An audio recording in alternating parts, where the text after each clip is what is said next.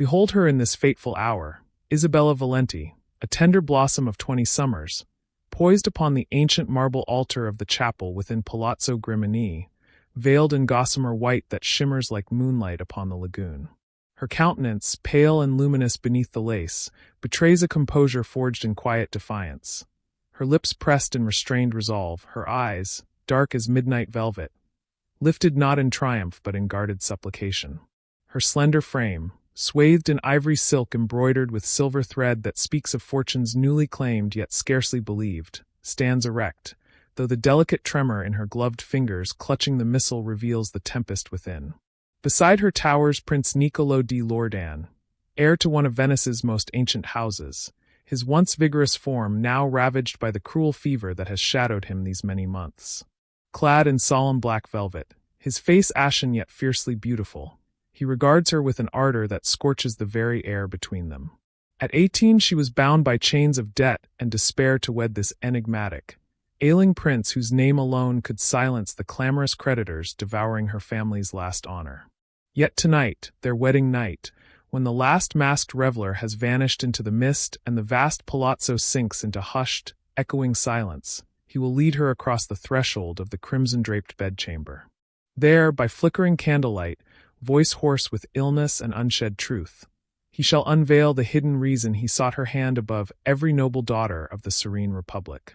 If you haven't yet, press subscribe now, for the confession he is about to utter will fracture every illusion she has clung to, and from this moment forward, the tale of masks, mercy, and forbidden love shall alter its course forever.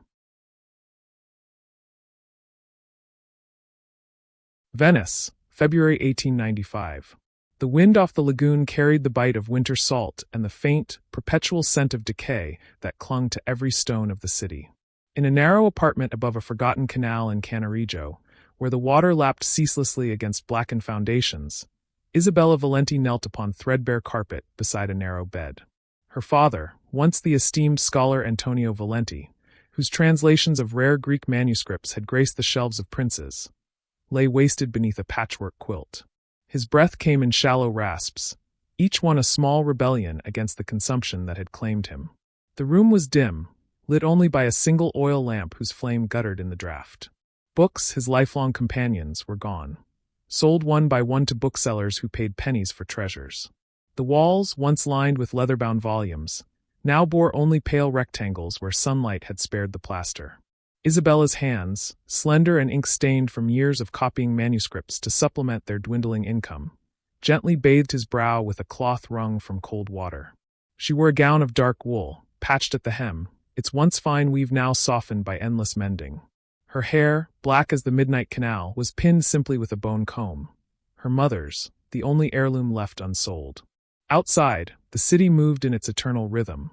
The splash of oars, the distant cry of gondoliers, the muffled tolling of bells from San Marco. Inside, time had narrowed to the space between her father's labored breaths. "Papa," she whispered, her voice steady though her heart fractured with every syllable. "Rest now," the physician said.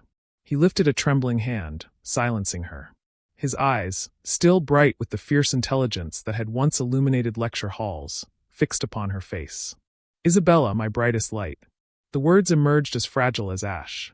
"Forgive me. I have left you nothing but debts." She pressed his hand to her cheek, feeling the paper-thin skin, the bones sharp beneath. "You have left me everything," she answered softly. "Your mind, your honor, your love of truth. These no creditor can seize." A faint smile touched his lips, then faded as a cough seized him. When it passed, he drew a rattling breath. "Your mother, your brother and sisters, promise me you will shield them from the shame I could not prevent." "I promise," she said, the vow settling upon her shoulders like a mantle woven of iron.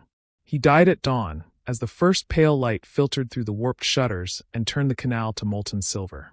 Isabella closed his eyes, kissed his brow, and sat beside him in silence until the undertaker came, paid for with the last coins scraped from beneath floorboards. The funeral was modest, a plain gondola, a brief service in a side chapel of the Frari. Few attended. Old colleagues sent polite notes of regret, creditors sent demands. Within a fortnight, the bailiffs arrived to inventory what little remained: a table, 4 chairs, a cracked mirror, the bedstead. Isabella stood in the emptied sala, watching as her mother, Lucia, clutched little Sophia to her breast while Matteo and Chiara clung to her skirts. The children's eyes were wide with confusion. Lucia's were hollow with grief and fear. That night, Isabella walked alone along the fondamenti, the wind whipping her cloak about her ankles. She paused at the Ponte dei Gugli, gazing down into the black water that reflected the scattered lanterns of passing boats. Somewhere beyond the curve of the Grand Canal lay the great palazzi of the nobility.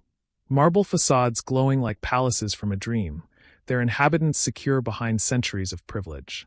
She was 20, educated beyond most women of her station, fluent in Greek and Latin, yet reduced to seeking employment as a seamstress or companion.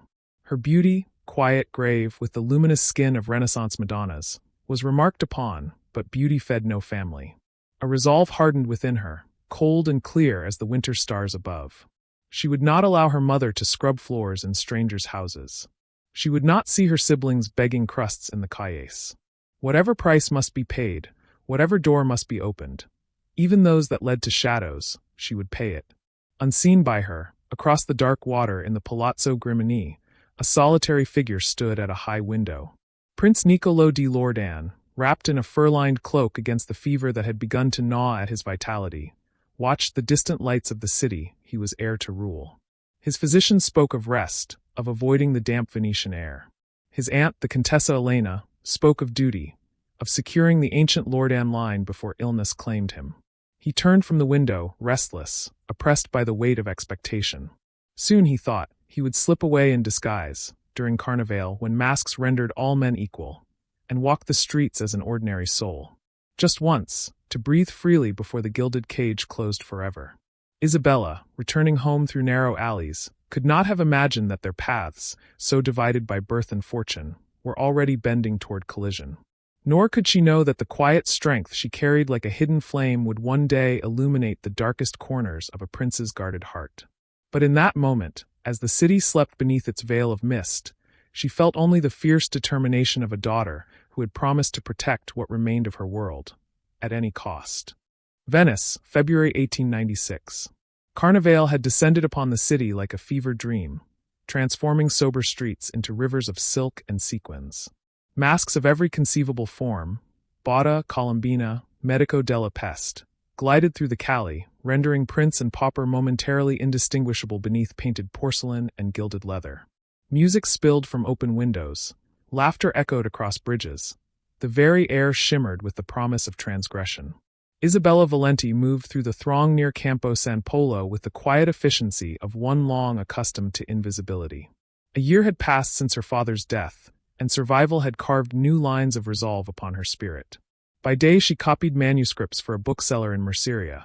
By night she mended linens for wealthy households. Her mother took in washing, Matteo sold newspapers, the little girls helped where they could. They ate, they kept the apartment, but the margin between sustenance and ruin remained perilously thin. Tonight she had ventured out only because the bookseller's wife had pressed upon her a discarded domino, a simple black cloak and half-mask of plain white volto, as payment for extra hours. "Go, child," the woman had urged. "Even the poorest Venetian deserves one night of Carnival." So Isabella walked, the cloak drawn close against the damp chill rising from the canals. Rain had begun to fall, soft at first, then with increasing insistence, driving revelers beneath porticos and into café. Lanterns hissed in the downpour, reflections fractured across wet stones like scattered jewels. She was crossing the small Ponte del Tette when she saw him.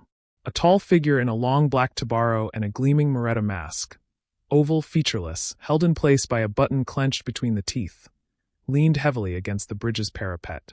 One gloved hand clutched the stone as though it were the only anchor in a spinning world. Even in the dim glow of a nearby lantern, Isabella could see the tremor that ran through him. He swayed, perilously close to the edge, and for a heartbeat she feared he would pitch forward into the black water below. Without thought, she hurried toward him. "Signore," she called softly, mindful of the mask that silenced his voice. "You are unwell. Come, there is shelter just here." He turned his head with effort. The Moretta concealed all expression, yet something in the angle of his posture spoke of exhaustion too profound for mere revelry. Rain streamed from the brim of his tricorn. When he tried to straighten, his knees buckled.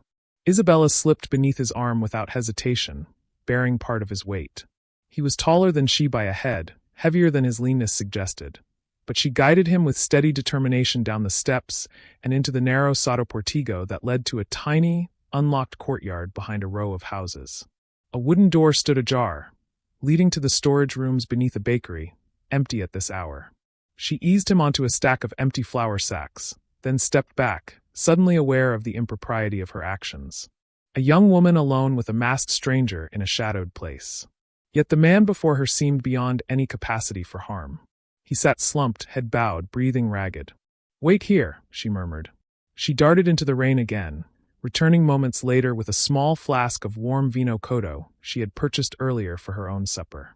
Kneeling, she removed her half-mask and held the flask to the edge of his Moretta. "Drink. It will warm you." For a long moment he did not move. Then, with deliberate care, he reached up and unfastened the button. The Moretta fell away, revealing a face that stole her breath. He was perhaps 30, with features of striking severity. High cheekbones, a straight nose, a mouth shaped for command yet now pale with strain. Dark hair clung damply to his brow. But it was his eyes that held her, gray as winter storm clouds, shadowed by illness and something deeper. An isolation so complete it seemed to radiate from him like cold. He accepted the flask with both hands, drinking slowly. When he lowered it, his voice emerged low and cultivated, the accent unmistakably aristocratic. "You are extraordinarily kind, Signorina." The words were simple, yet carried a weight of gratitude that made her cheeks warm. "It is nothing," she replied. "The rain is cruel tonight. Many take ill." He studied her then, openly, as though memorizing the lines of her face in the faint light filtering through the courtyard grate. Rain drummed steadily on the tiles above them. "I have walked too far," he said at last. "The fever, it returns at inconvenient moments." Isabella hesitated only a heartbeat before drawing a clean handkerchief from her pocket, plain linen, but freshly laundered, and pressing it to his temple where rain and sweat mingled. "You should not be abroad in such weather. Do you have far to go?" A faint, bitter smile touched his lips. "Farther than you can imagine." Silence settled between them, not uncomfortable but charged, as though both recognized the strangeness of this encounter. Two masked souls unmasking in a baker's storeroom while Carnival roared on without them. "May I know the name of my rescuer?" he asked. "Isabella Valenti," she answered, surprised by her own willingness. "Isabella." He repeated it softly, as though tasting the syllables. "A name fit for a queen." She laughed quietly, shaking her head. "Hardly. I am merely a copyist's daughter who chanced to see a stranger in need." "And I," he said, "am merely a traveler seeking respite from the crowd." He did not offer his own name. Something in his tone warned her not to press. The rain lessened to a gentle patter. Strength seemed to return to him by degrees. Color touched his cheeks. When he rose at last, he moved with a natural grace that belied his earlier weakness. "I am in your debt, Isabella Valenti." He bowed, formally, deeply, as though she were silk instead of patched wool. "Should fate permit, I would repay this kindness." "There is no debt," she said firmly.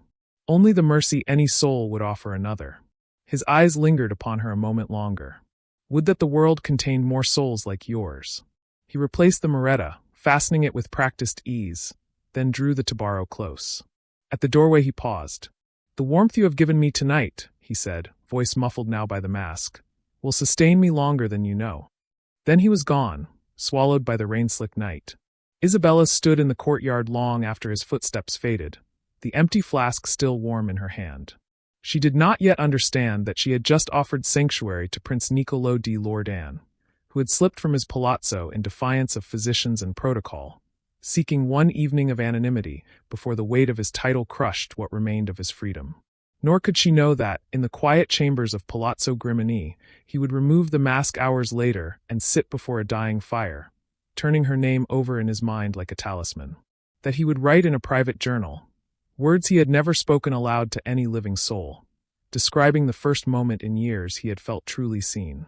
But in the storeroom's dimness, as she retrieved her half-mask and stepped back into the glistening cahiers, Isabella felt only the faint, inexplicable stirring of something new. A sense that the night had marked her in ways she could not yet name. Carnival continued its revels around her, bright and fleeting. Yet already, beneath the music and the masks, a quieter destiny had begun to weave its threads.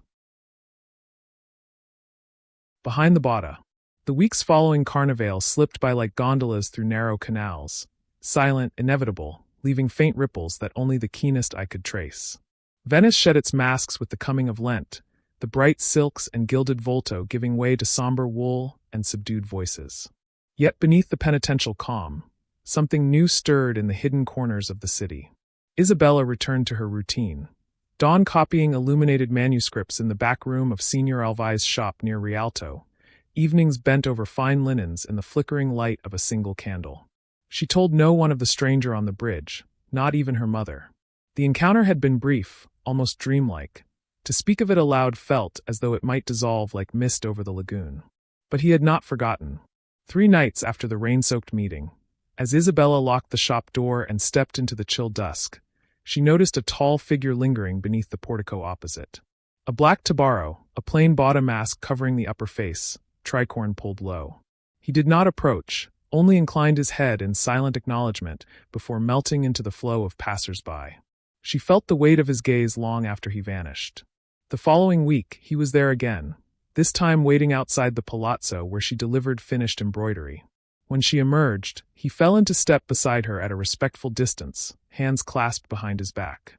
"Buonasera, Signorina Valenti," he said quietly, voice unmistakable even through the muffling mask.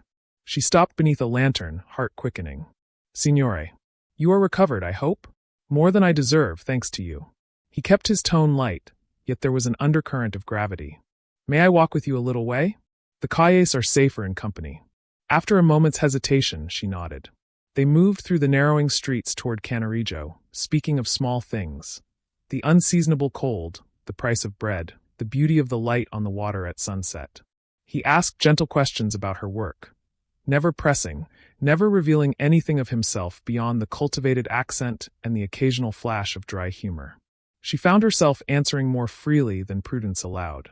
These walks became a pattern. Twice, sometimes 3 times a week, he would appear at the edge of her day like a shadow cast by lantern light. Always masked, always courteous, always careful to leave her at the entrance to her calle without crossing the invisible boundary into her private world. They began to linger in quiet café, small, dimly lit places where gondoliers and artisans gathered, far from the gilded salons of San Marco. He would secure a table in the corner, order warm milk with honey for her, strong coffee for himself. There, beneath the low beams, they spoke of deeper things. He confessed, without ever naming names, a profound weariness of spirit. "I live surrounded by voices," he said one evening, fingers tracing the rim of his cup. "Yet none truly speak to me. They address a title, a function, a expectation. Never the man beneath." Isabella listened, her dark eyes steady. She understood isolation in her own way. The loneliness of a daughter carrying an entire family's survival upon slender shoulders. "And you?" he asked softly. "Do you ever feel unseen?" She considered before answering. "I have learned to make myself useful," she said at last. "When one is useful, people look long enough to give instructions. It is a kind of seeing, I suppose." A faint smile curved his mouth. "But not the kind you deserve." The words hung between them, warm as the steam rising from their cups. He began to bring small gifts, a volume of Petrarch bound in soft leather, a length of fine silk thread in the exact shade of midnight she favored for embroidery. Never ostentatious, never demanding thanks. Once he produced a single white camellia wrapped in damp paper, plucked, he said, from a hidden garden he knew. Isabella accepted them with quiet grace, though each one unsettled her. Such attentions from a masked gentleman of evident refinement could only invite speculation. And speculation came. First in glances. The baker's wife noting how Isabella now walked with a tall escort. Then in murmurs. The seamstresses whispering about the mysterious cavalier who waited for the Valenti girl. Soon, sharper tongues took up the tale. A young woman of no fortune, entertaining a stranger whose face no one had seen. Clearly an arrangement of convenience, or worse. One evening, as they sat in their usual café near Campo Santa Margherita, Isabella noticed 2 ladies of middling nobility at a nearby table. Their fans fluttered like moth wings, their eyes darting toward her companion. When he rose to fetch more coffee, one leaned toward the other. Scandalous, really. A girl in her position should know better than to encourage unknown gentlemen. Who knows what he hides beneath that mask? The words carried just far enough.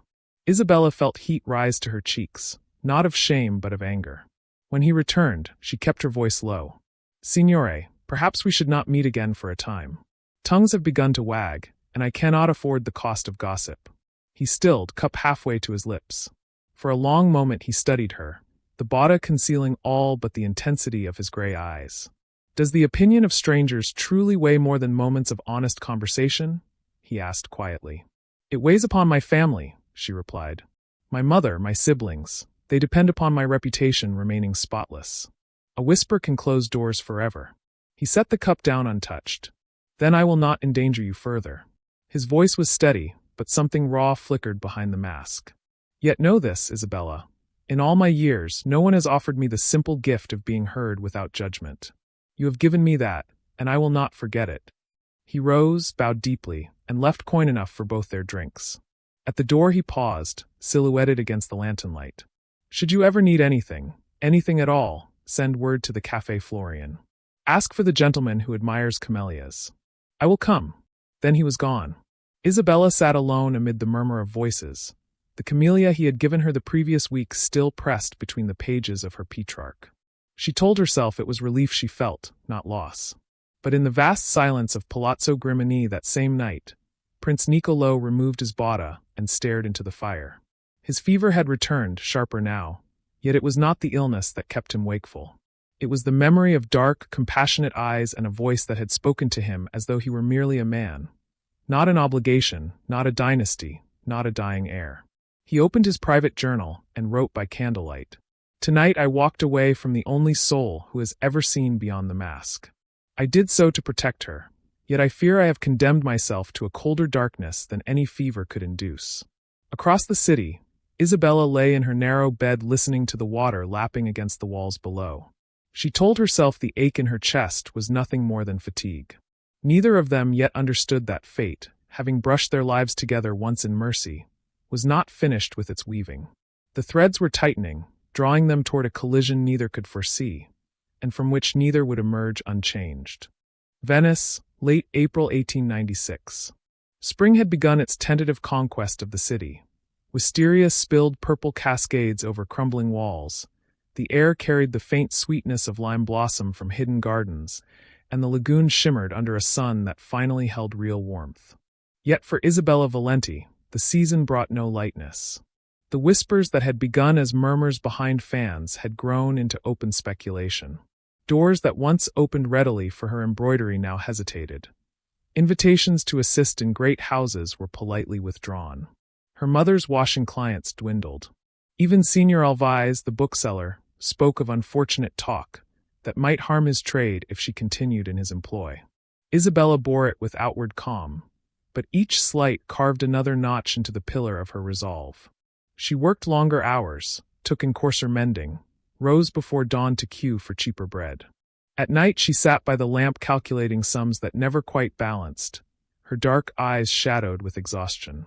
She had not seen the masked gentleman since that evening in the café. No tall figure waited beneath porticos. No quiet voice greeted her at twilight. She told herself it was for the best. Yet in unguarded moments, when the canal reflected a sudden shaft of sunset, or when she turned a page of the Petrarch he had given her, she felt the absence like a bruise. On a soft evening when the sky over the Giudecca burned rose and gold, a knock sounded at the apartment door. Lucia opened it to reveal a liveried footman, splendid in crimson and gold, the Loredan crest embroidered upon his breast. He bowed with impeccable formality. "Signorina Isabella Valenti?" he inquired. Isabella rose, smoothing her worn apron, heart beating strangely. "I am she. I bear a message from my master, His Serene Highness Prince Niccolò di Loredan. He requests the honor of a private audience this evening, upon the water. A gondola awaits below."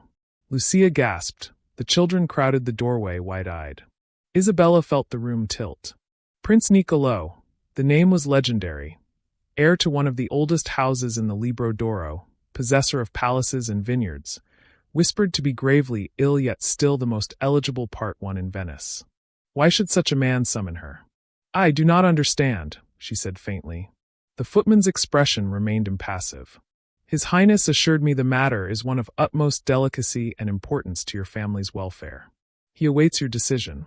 After a moment's stunned silence, Isabella removed her apron. I will come. The gondola was unlike any she had ever entered. Black lacquer gleaming, cushions of deep crimson velvet, the pharaoh shaped like a silver dolphin. The gondolier wore the same crimson livery. He pulled in silence as the boat glided from the narrow Cannaregio Canal into wider waters. Venice unfolded around her in twilight splendor, palazzi glowing amber, bridges arching like lace against the sky. At last they drew alongside a larger, unmarked gondola moored in a quiet stretch between San Giorgio and the Giudecca, where few boats passed. A single lantern hung from the fells, casting a pool of gold upon the water. The footman assisted her across, then withdrew to a discreet distance. Within the shadowed cabin sat a solitary figure, tall, cloaked in black, face concealed by the familiar botta and tricorn. Yet even before he spoke, Isabella knew. "Signore," she whispered, sinking onto the facing seat, hands clasped tightly in her lap. He removed the mask slowly, as though unveiling something sacred. In the lantern's glow, Prince Niccolò di Loredan looked thinner than memory allowed, his skin translucent against the sharp architecture of cheekbone and jaw. Fever still lingered in the flush along his brow, but his gray eyes burned with a clarity that stole her breath. "Isabella." His voice was the same, low, cultivated, now edged with urgency. "Forgive this clandestine summons. I could think of no other way that would not expose you to further harm." She found her voice. You are the prince." "I am the man who collapsed upon a bridge during Carnival," he corrected gently. "The man to whom you offered warmth when no one else would have paused. The man who has thought of little else since." He leaned forward, elbows upon knees, hands loosely clasped. "I have watched from afar as the city turns its cruelty upon you. I know the gossip, the lost work, the fear that haunts your nights. I will no longer permit it." Isabella lifted her chin. "I have endured worse, your highness. We shall endure this. Not if I can prevent it." He drew a steadying breath. "I have sent my intermediaries to settle every outstanding debt against your father's name, and your mother's. The apartment is yours free of rent, for as long as you wish. Your siblings will attend the best schools. Your mother will never take in washing again." She stared, comprehension dawning like slow thunder. "Why?" "Because I can," he said simply. "And because I owe you a debt greater than coin can repay." Tears threatened, but pride held them back. "Charity, then?" No, the word was sharp. He softened it immediately. "Not charity. An offer. Marry me, Isabella Valenti. Become Princess Loredan.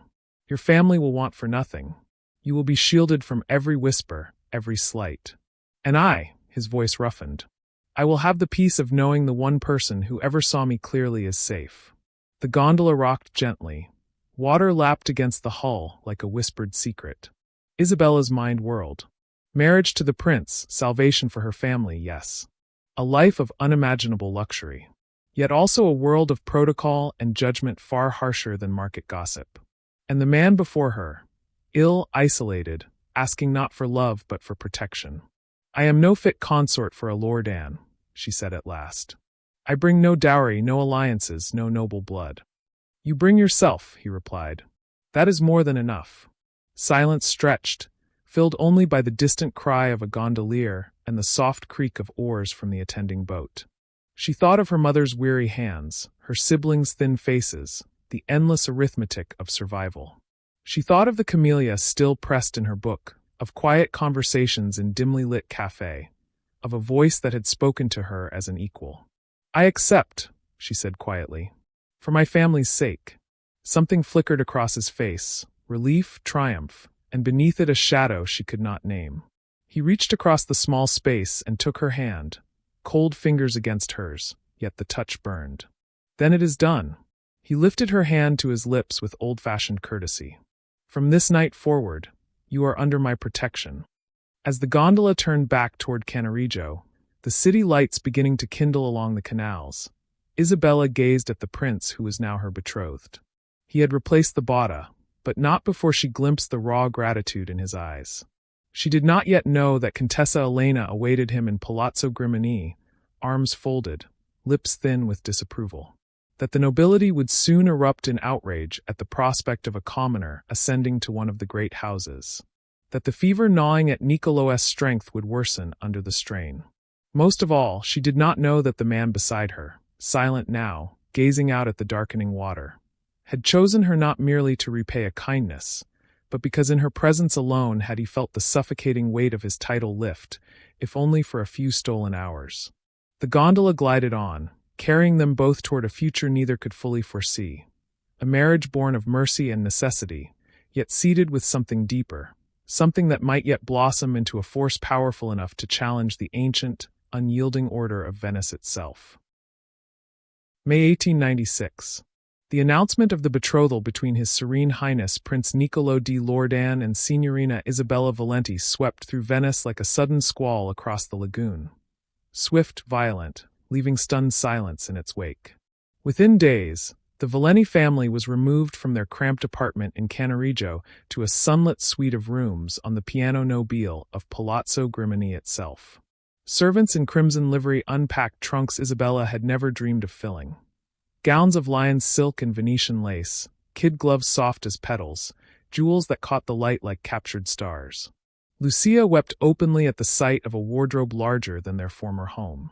The children ran laughing through corridors lined with Tiepolo frescoes, their footsteps echoing like birds set free. Isabella moved through it all in a hush of wonder and apprehension. She had expected gratitude, relief, perhaps even quiet joy. Instead, she felt as though she had stepped onto a stage mid-performance, handed a script in an unfamiliar tongue, with every eye in the theater fixed upon her. Contessa Elena di Loredan, Niccolo's aunt and the formidable guardian of the family's honor since the death of his parents, received her with glacial courtesy. Tall, silver-haired, clad always in black bombazine that rustled like dry leaves, the Contessa surveyed Isabella from head to toe in the grand sala as though inspecting a questionable purchase. "You are younger than I expected," she said at last, her voice cool as marble. "And thinner. We shall have to remedy that. A Loredan princess must present a certain presence." Isabella inclined her head. "I am grateful for any guidance, madam." The Contessa's lips thinned. "Gratitude is well, child. Discretion is better. Venice is a city of tongues. You will find they sharpen quickly when aimed upward." From that moment, the campaign began, not overt cruelty, for Elena was far too subtle for that, but 1,000 small incisions. At table, Isabella's choice of dish was gently corrected. "We do not serve ourselves first, my dear." In the mornings, her posture was adjusted by a stern French governess retained for refinement. Her accent, pure Venetian, but of the people, was drilled until it softened at the edges. Every gesture, every word was weighed and found wanting. Society followed the Contessa's lead. Invitations arrived, lavish and obligatory, yet at each ball or soirée Isabella felt the chill beneath the smiles. Ladies of ancient houses clustered like bright-plumaged birds, their fans fluttering as they dissected the upstart. "She is pretty enough, I suppose, in a bourgeois way." "No dowry at all?" "Extraordinary. He must be quite desperate to secure the line before, well."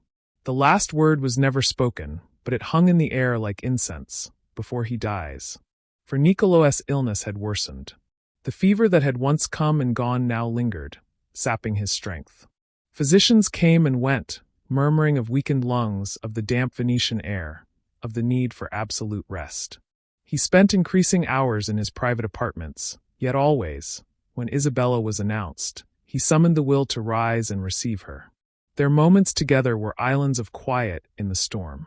He would sit by the tall windows overlooking the Grand Canal, wrapped in a cashmere shawl despite the spring warmth, and watch her with a gaze that seemed to drink her in. "You grow more beautiful each day," he said once, voice soft with wonder. "Or perhaps it is only that I am allowed to look openly now." She knelt beside his chair, taking his thin hand. "And you, how do you fare today?" "Well enough to appreciate the sight of you in Loredan blue." A faint smile. "It becomes you." In private he was gentle, almost hesitant, as though fearing she might vanish if he reached too boldly. He spoke of books they had both read, of music he wished her to hear in the Palazzo's hidden theater, of small plans. A journey to the villa on the Brenta when summer came and his health permitted. He never spoke of love, yet the way he traced the line of her cheek with wondering fingers said what words did not. But the nights were harder. Alone in her vast bedchamber, canopied in crimson damask, heavy with the scent of beeswax and old roses, Isabella lay wakeful. She missed the sound of canal water against stone walls, the comforting creak of her mother's tread in the next room. Here, every footstep in the corridor might be a servant listening, every whisper carried along gilded cornices. One evening, at a reception in honor of a visiting Austrian archduke, the Contessa orchestrated the sharpest cut yet. Isabella, radiant in a gown of silver tissue, stood beside Niccolò receiving guests. When the wife of the Doge's chancellor approached, Elena interposed herself smoothly. "May I present my nephew's ward?" she said with a smile sharp as a stiletto. "A distant relation we have taken under our protection." The lady's eyebrows rose. Sympathetic murmurs followed Isabella the rest of the evening. Ward, not betrothed. Charity case, not future princess. That night Niccolò found her in the library, staring blindly at a volume of Ariosto. He had come down despite the late hour, wrapped in a dressing gown, candle in hand. "I heard what she did," he said quietly. "I will speak to her." Isabella closed the book. "It changes nothing. They will believe what they wish until the marriage lines are signed." He crossed to her, setting the candle down. "Does it pain you?" She met his gaze steadily. "It reminds me how precarious this all is. One word from you, one change of heart, and I am cast back into the canal with nothing but ruined prospects." His face paled further. "You believe I would do that?" "I believe you are a man of honor," she said softly. "But I also believe honor sometimes bows to family pressure. And you are not strong enough yet to withstand your aunt unaided." He reached for her hands, gripping them with surprising force. "Then I will grow stronger. For you. For us." Yet even as he spoke, a fit of coughing seized him, deep and wrenching. She supported him to a chair, pressing a handkerchief to his lips, stained faintly pink when he took it away. Later, in her chamber, Isabella stood at the window watching moonlight silver the water below. She had saved her family from poverty, yes. But at what cost to herself? And to him? Each day she watched the fever consume him a little more, and guilt gnawed at her heart. Had her presence, the stress of defiance, hastened his decline? She did not know that in his own rooms Niccolò sat before his journal, writing with trembling hand. "She bears the weight of my world upon her slender shoulders, and still finds strength to hold me up as well. I chose her to save her family, but it is she who is saving me, and I fear I have not the time left to prove worthy of it." Outside, Venice slept beneath its eternal veil of mist and moonlight, beautiful and merciless. Inside Palazzo Grimini, two souls circled each other in a dance of gratitude and unspoken longing, while the forces arrayed against them gathered strength for the final assault. The wedding was set for midsummer. Much could change before then, and much would. June 1896. The air in Venice had turned thick and languid, heavy with the scent of salt and blooming jasmine. Gondolas glided slower beneath the weight of summer heat. Even the perpetual murmur of the city seemed hushed, as though holding its breath. Inside Palazzo Grimini, the atmosphere was colder than the lagoon in winter. Isabella stood before a pier glass in her dressing room, submitting to the final adjustments of her wedding gown.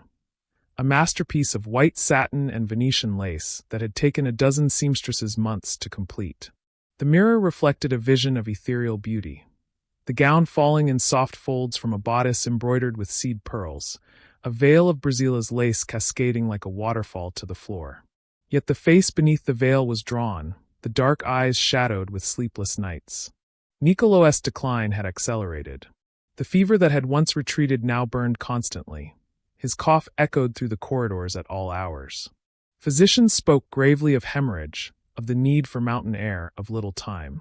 He rarely left his bed now, and when he did, it was only to sit propped among pillows in his study, receiving visitors with a courtesy that cost him dearly. Isabella visited daily, reading to him, playing soft sonatas on the pianoforte in his chamber, holding his hand while he drifted in and out of fevered sleep.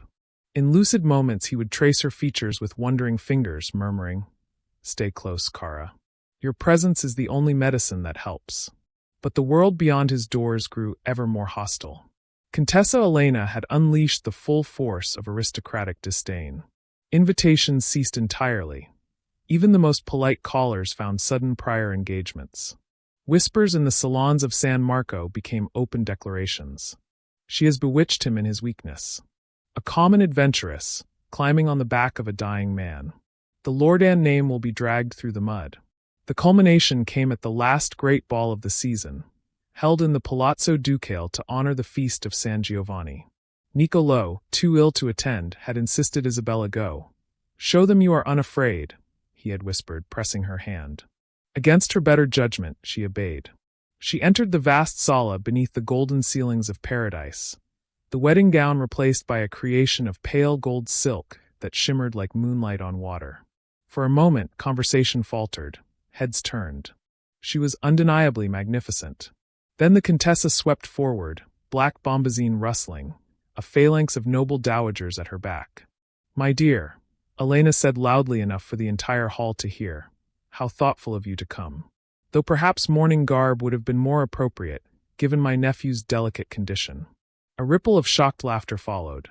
Isabella felt heat flood her cheeks, but she held her ground. "Your concern for His Highness is noted, madam," she replied evenly. "As is your hospitality." The Contessa smiled thinly. "Hospitality has its limits. We cannot, after all, invite just anyone into the family." The orchestra struck up a waltz, couples swirled onto the floor, leaving Isabella isolated in a widening circle of silk and judgment. No gentleman approached to claim a dance. Fans rose like a wall of fluttering wings, concealing venomous smiles. She endured for an hour, head high, hands steady, then slipped away to the terrace overlooking the basin of San Marco. The night air was warm, heavy with the scent of torches and salt. Fireworks burst overhead in honor of the saint, painting the sky in fleeting gold and crimson.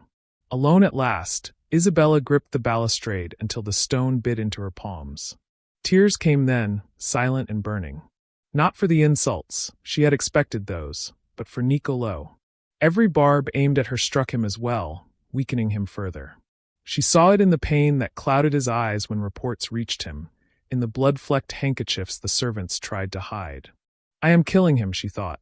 "My presence is poison dressed as salvation." The decision crystallized in that moment beneath the fireworks.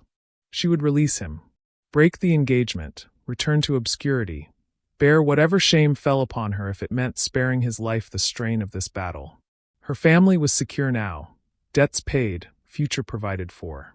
She could endure poverty again if it bought him peace, and perhaps recovery. She returned to Palazzo Grimini near dawn, the golden gown crumpled, the triumph of its beauty utterly spent. Niccolò was awake when she entered his chamber, propped against pillows, a single candle burning.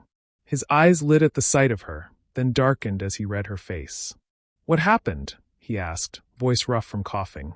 She knelt beside the bed, taking his fevered hand. "Nothing I could not bear. But I have come to a decision." He waited, dread gathering in his gaze. "I release you from our engagement," she said steadily. "The marriage will not take place. I will leave Venice, withdraw the cause of all this strife. You must conserve your strength for healing, not for defending me against your world." For a long moment he simply stared, as though the words refused to settle. "No," he said at last, the single word raw. "You will not sacrifice yourself for a misconception." "It is no misconception," she countered. "Every day I remain, you grow worse. The physicians say agitation hastens." "The physicians say many things," he interrupted fiercely. "None of them understand that you are the only reason I still breathe. Without you, I would have surrendered months ago." Tears spilled down her cheeks. "Then I am your illness as much as your cure." He reached for her, gripping her wrist with surprising strength. "Listen to me, Isabella.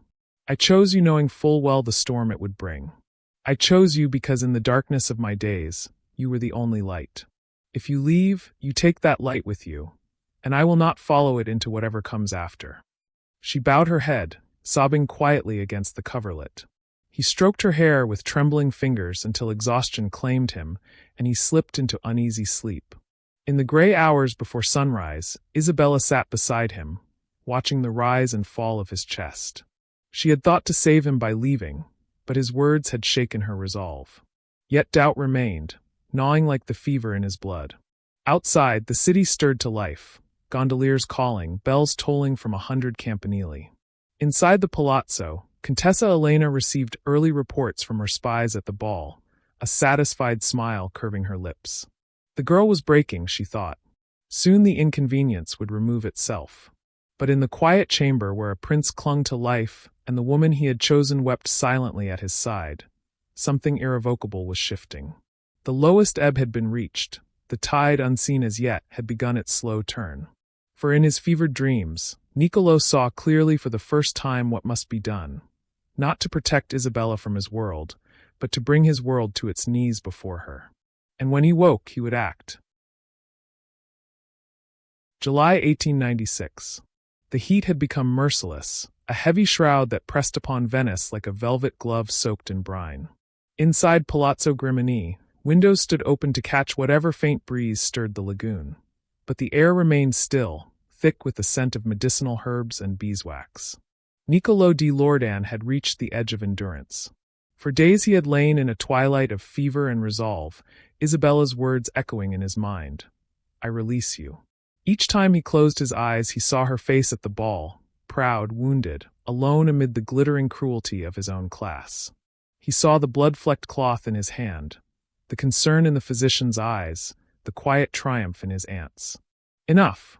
On a morning when thunder growled distantly over the Alps, he summoned strength he did not know he possessed.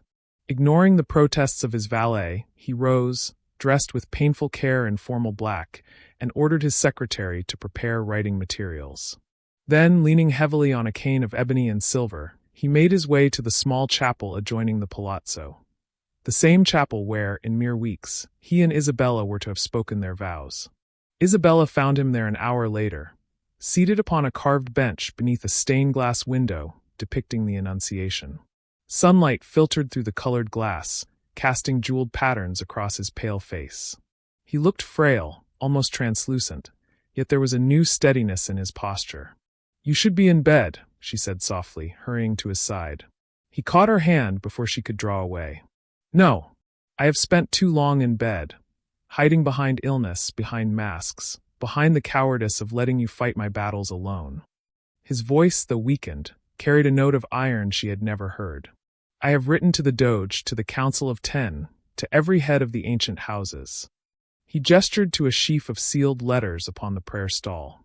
"They will be delivered this afternoon." Isabella's heart clenched.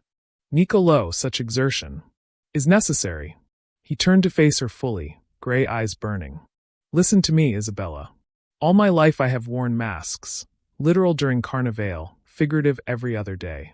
The mask of dutiful heir, of unassailable lord and pride, of stoic invalid.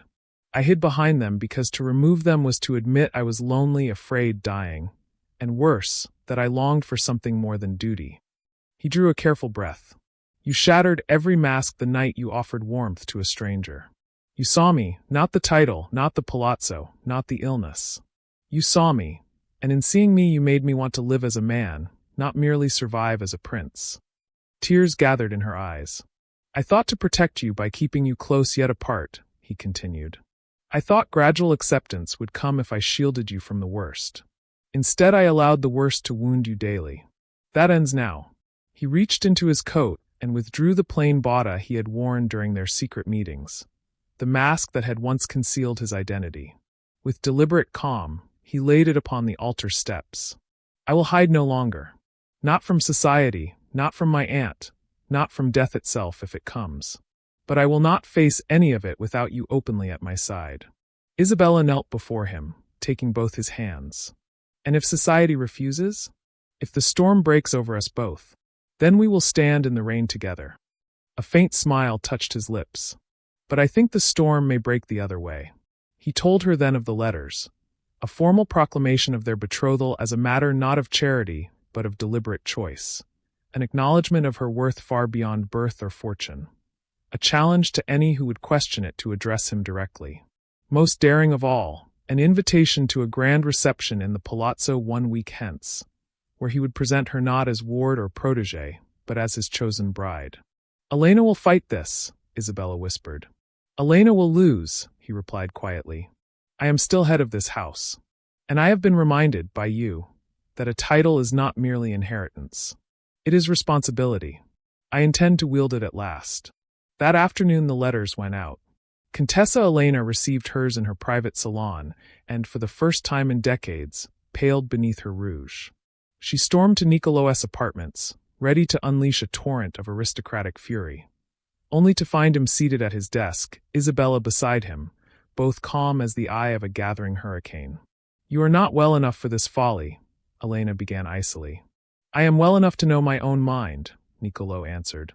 "And well enough to know that the Lord and name will not survive another generation of cold calculation. It requires heart. Isabella brings that heart." The Contessa's gaze flicked to Isabella with pure venom. "She brings ambition. She brings life," he corrected. "Something this house has lacked since my parents died. Oppose us further, aunt, and you will find yourself residing at the villa in Treviso, permanently." The threat hung in the perfumed air. Elena had raised him, guarded the family fortunes, wielded influence like a blade. Yet she recognized the steel in his voice now, the authority he had never before claimed. She left without another word, her bombazine whispering defeat down the corridor. That night, for the first time in weeks, Nicolo's fever broke. He slept deeply, dreamlessly, one hand resting lightly upon Isabella's as she sat beside him. When he woke at dawn, strength had returned in some small measure. Enough to stand unaided. Enough to draw her into his arms and hold her, as though she were the anchor keeping him in the world. "I was afraid," he confessed against her hair. "Afraid to claim you fully because I feared I had nothing worthy to offer but a dying name. But you taught me that love is not measured in years, but in truth."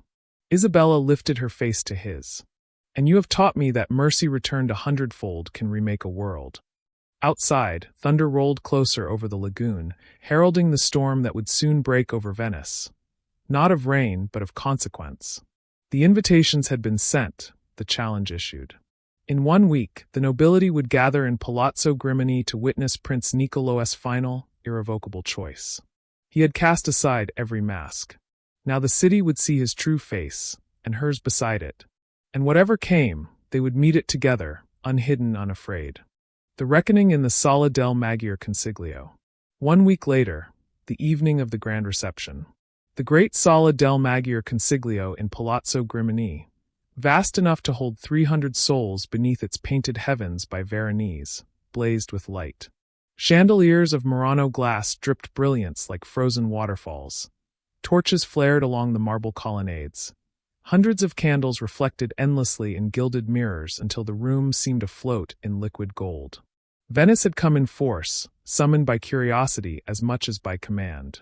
Black-clad nobles of the Libro d'Oro mingled with ambassadors in scarlet and diplomats in braid.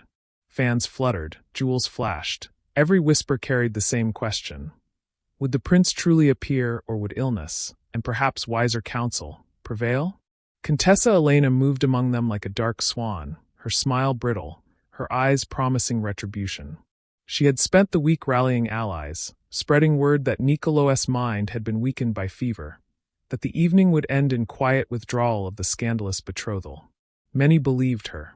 Pitying glances followed the empty dais where the prince and his chosen were expected to stand. Isabella waited in an antechamber, gowned in white silk shot through with silver thread, simple, severe, radiant. No lord and jewels adorned her yet. She wore only a single camellia at her breast, the flower he had once given her in secret. Her hands were steady, but her heart thundered. A soft knock. Nicolo's valet appeared. "It is time, signorina." She stepped into the corridor, and found Niccolo waiting. He stood unaided, clad in black velvet worked with silver, the ancient order of the Golden Fleece at his throat. Illness had honed his features to aristocratic severity, but strength burned in his eyes. He offered his arm.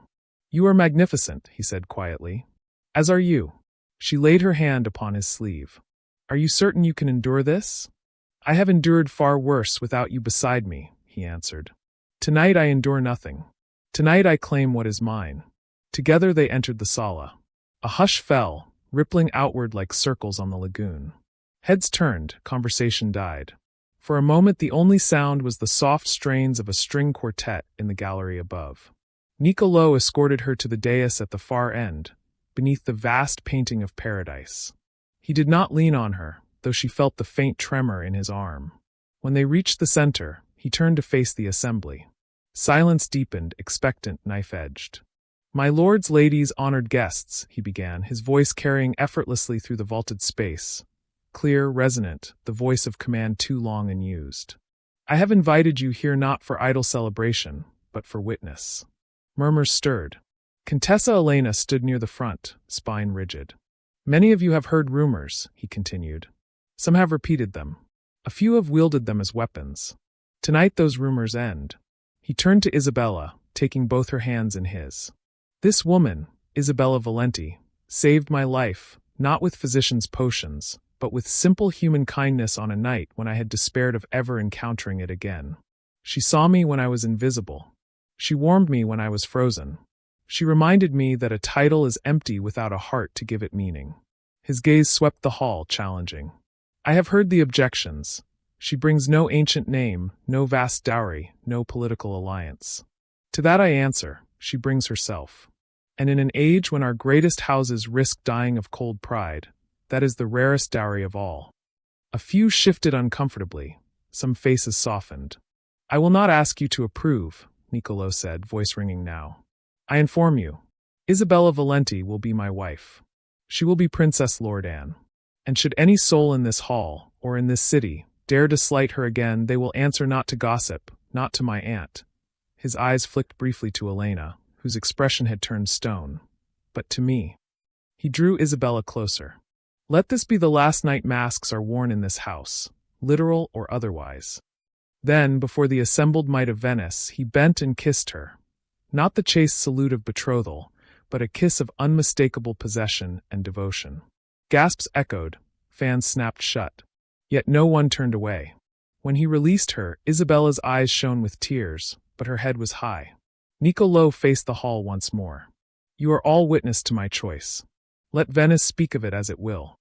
Thunderous silence held for 3 heartbeats. Then a single pair of hands began to applaud. An elderly duke near the back, one who had lost his own daughter to rigid tradition decades earlier. Another joined, then a cluster of younger nobles who had long chafed at ancient restraints. Soon the sala filled with applause, not universal, but undeniable. Contessa Elena stood motionless amid the sound, face pale as ash. At last she inclined her head, the barest fraction, and withdrew through a side door. She would retire to the country villa within the week. The household already knew.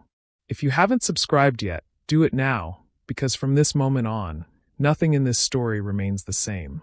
Later, when the guests had departed and the candles burned low, Niccolò and Isabella stood alone on the terrace overlooking the Grand Canal. The night air was soft, scented with salt and distant orange blossom. Fireworks from a distant festa painted fleeting colors across the water. He leaned against the balustrade, weariness finally claiming him, but his eyes were alight.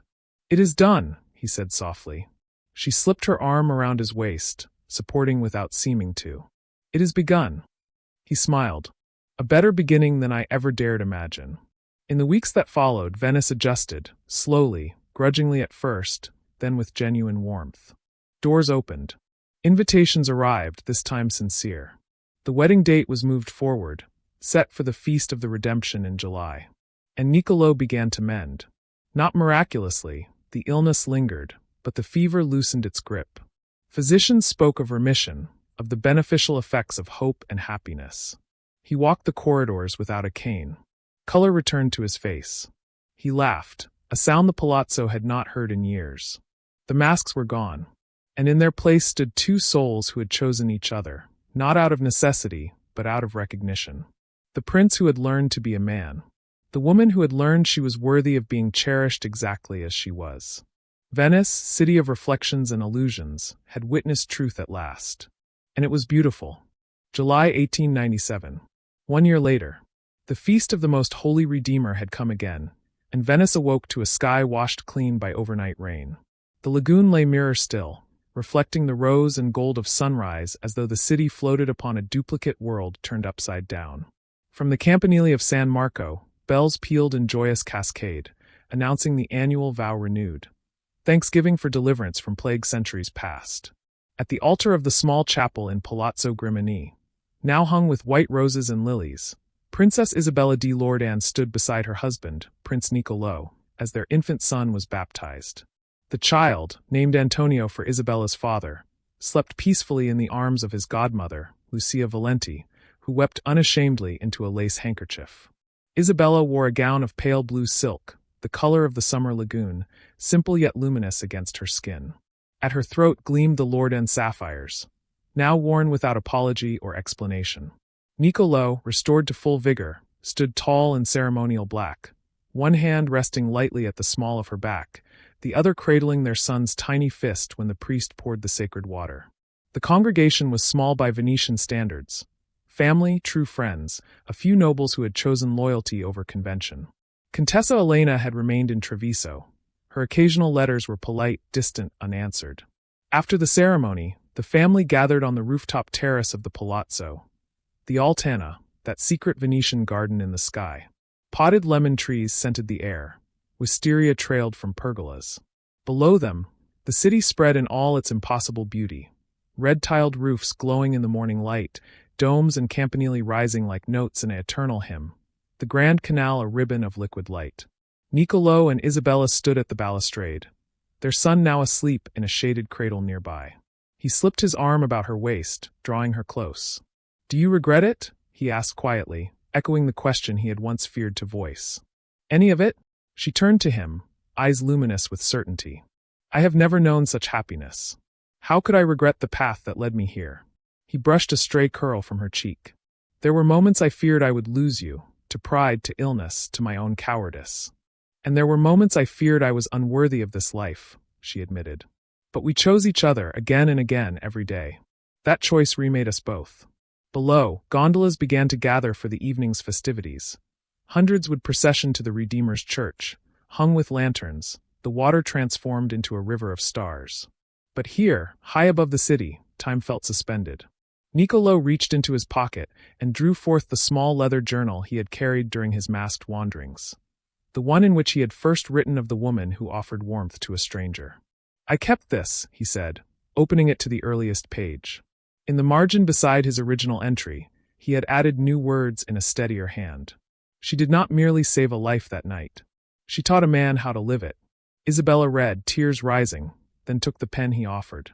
Beneath his addition she wrote, "And he taught a woman that kindness freely given returns not as debt, but as love beyond measuring." They closed the journal together, a private vow sealed between them. Later that evening, as fireworks burst over the Giudecca and the city sang its ancient hymns of gratitude, Niccolo and Isabella stood once more on the terrace. Their son stirred in his mother's arms, blinking at the colored lights reflected in her eyes. Venice, city of masks and mirrors, of fleeting illusions and enduring stone, had borne witness to their story. The nobility who once scorned now sought her counsel on charity. The common people who once pitted now celebrated her rise. Yet none of it mattered as much as this. A family forged not by blood or ancient decree, but by a single act of mercy on a rain-soaked night. Isabella leaned her head against her husband's shoulder. "We are home," he said softly, echoing words he had once written in fevered hope. "Yes," she answered. "Wherever you are, there is home." And as the final rocket bloomed into 1,000 golden stars above the lagoon, they held each other close. Two souls who had crossed every divide of station, illness, and fear to find, in the end, that the greatest nobility lies not in titles or blood, but in the courage to see another truly, and to choose them still. The city of water and light shimmered below them, eternal and changed at once. And in the quiet beating of two hearts finally at peace, the story that began with a cup of warm wine offered to a masked stranger reached its perfect, radiant close.